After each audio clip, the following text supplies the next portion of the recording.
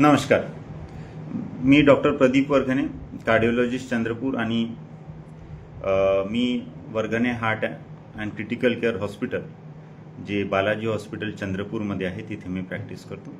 तर आज हा व्हिडिओ बनवण्याचा उद्देश हा आहे की 31 तारखेला रात्रीच्या वेळेला त्यांचा जो ते आले होते या हॉस्पिटलला आणि ते ऑलरेडी मृत्युमुखी झालेले होते आणि त्याच्यानंतर तर प्रदीपजी रत्नाबारकी पेशंट हे आमच्याकडे ॲडमिट झालेले होते 24 तारखेला ते ॲडमिट झाले होते. त्याच्या 2-3 दिवसापासून त्यांना छातीत दुखत होतं, दम लागत होता.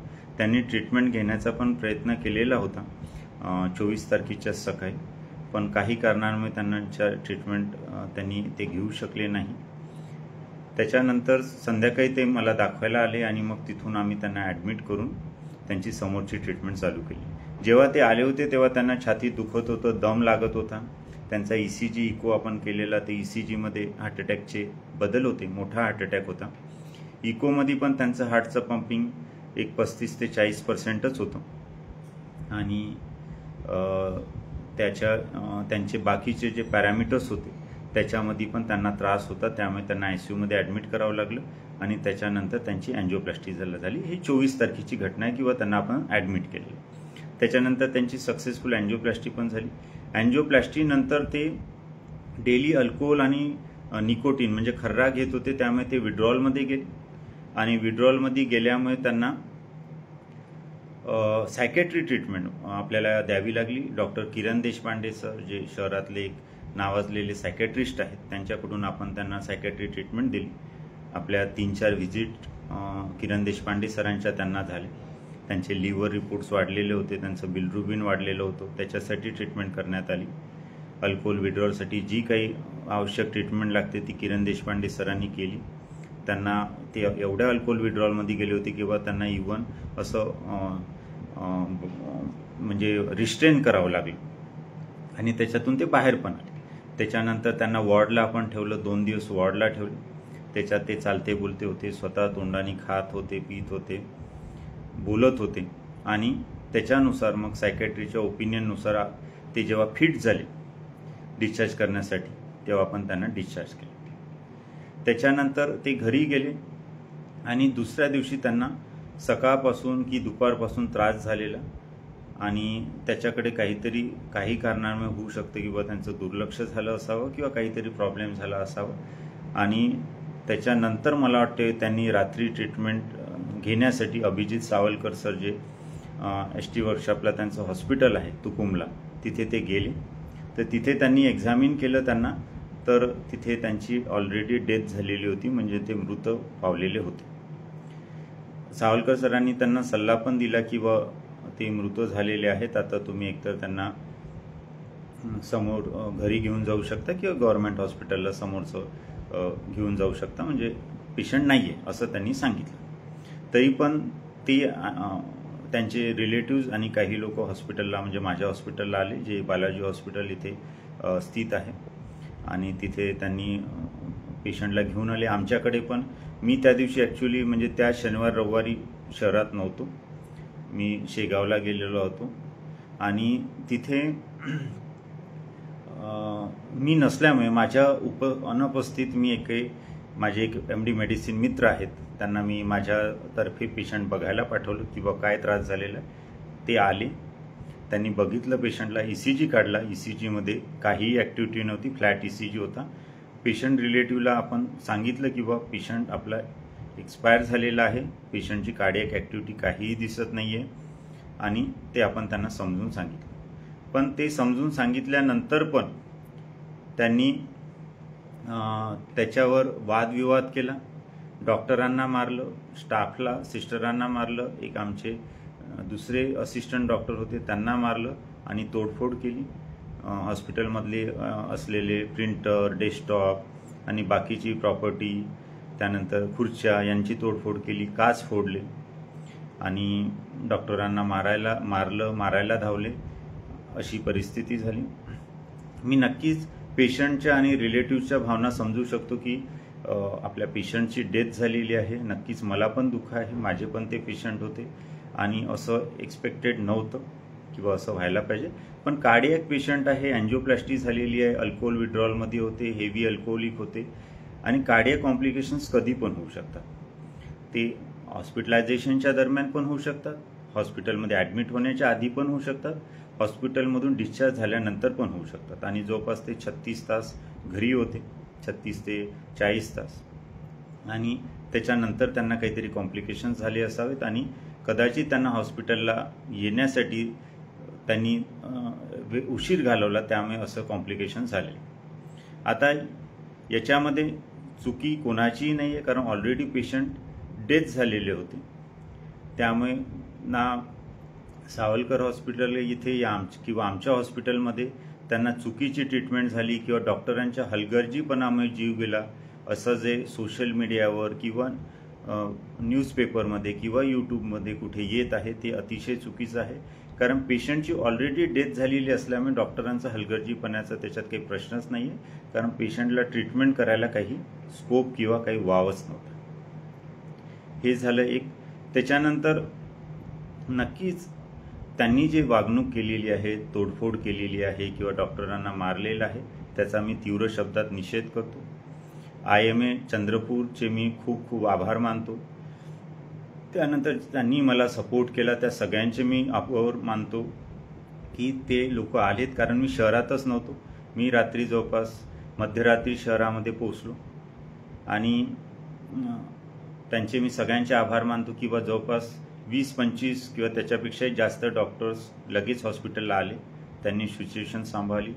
स्वतः SP साहेब चंद्रपूर हॉस्पिटलच्या साईटला आले, रामनगरचे पोलीस इथे आले, थाना प्रभारी रामनगरचे आले आणि सिनियर्स डॉक्टर जे होते IMA प्रेसिडेंट, त्याच्यानंतर IMAचे सगळी बॉडीचे मेंबर्स आणि सिनियर्स डॉक्टर्स हे सगळे माझ्या सपोर्टसाठी आले.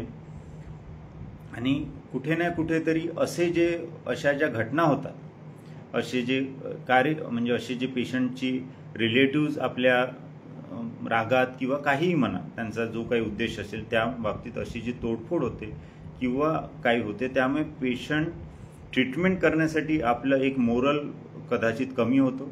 कारण आपण असं विचार करतो की पेशंटची आपल्याला ट्रीटमेंट करायची आहे, पेशंट आपला चांगल्या प्रकारे आपल्या घरी गेला पाहिजे, चांगली ट्रीटमेंट झाली पाहिजे. आता मागच्या जवळपास 2.5-3 वर्षापासून मी चंद्रपूरमध्ये कार्यरत आहे आणि अशा भरपूर अँजिओप्लास्टी क्रिटिकल पेशंट मी हँडल केलेले आहेत. माझ्याकडे कार्डियक ICU आहे, सगळं काही फॅसिलिटीज आहेत, व्हेंटिलेटर्स, डिफिब्रिलेटर, सगळ्या मशीन्स आहेत आणि या सगळ्या गोष्टी याच्यासाठीच आपल्याकडे असतात. कॅथलॅब आहे, अँजिओग्राफी, अँजिओप्लास्टी आपण रुटीनली करतो, कारण या सगळ्या गोष्टी आपण याच्यासाठीच हे उपलब्ध करून घेतलेलं आहे की पेशंटची योग्य ट्रीटमेंट व्हायला पाहिजे.